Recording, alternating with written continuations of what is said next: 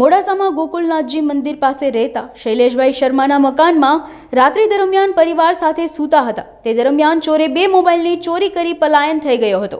ચોરે મકાનમાંથી માત્ર 2 મોબાઈલ સિવાય કંઈ જ ચોરી ન કરવાનું મકાન માલિક શૈલેષભાઈએ જણાવ્યું હતું.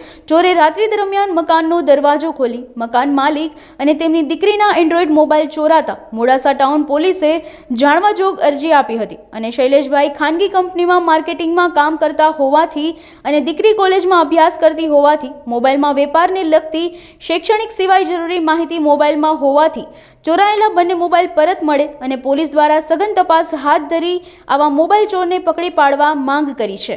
મારું નામ શૈલેષ કુમાર જયરામભાઈ શર્મા. હું ગજાનંદ મસાલામાં સેલ્સ ઓફિસર તરીકે જોબ કરું છું. ગોકુલનાથજી મંદિર સામે મારું મકાન આવેલું છે. 7 તારીખે રાત્રે શનિવારે અમે લોકો સૂઈ ગયા હતા અને અમારા ઘેરથી રાત્રે 12 વાગ્યાથી સવારે 5 વાગ્યા સુધી એની વચ્ચે કોઈ બી ઇસમ આવી અને અમારા એન્ડ્રોઈડ મોબાઈલ 2 મારો અને મારી દીકરીનો એ 2 એન્ડ્રોઈડ મોબાઈલ ચોરાઈ ગયા છે.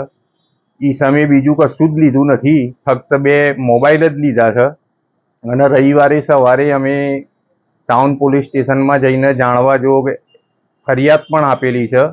તો અમે પોલીસ જોડે એવી અપેક્ષા રાખીએ છીએ કે અમારા એન્ડ્રોઈડ મોબાઈલ પાછા આવે, કારણ કે અમારા મોબાઈલોમાં ધંધાકીય અને બીજી બધી ઘણી બધી માહિતીઓ હોય છે.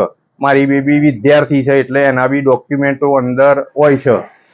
તો અમે પોલીસ જોડે એવી અપેક્ષા રાખીએ કે અમારા મોબાઈલ પરત અમને અપાવે એવી ઈચ્છા છે. ના, તાળું નહોતું મારેલું, અંદરથી સ્ટોપર મારેલી હતી અને એ જ રૂમમાં અમે સૂઈ ગયેલા હતા. તો સાહેબ કોઈના પર છે નહીં, કારણ કે કઈ રીતે ખ્યાલ આવે કે કોણ લઈ ગયું ને શું થયું. અને એ ભાઈનું રાત્રે 3:10 ડીપમાં લોકેશન મળે છે, એ પછી લોકેશન મળતું નથી.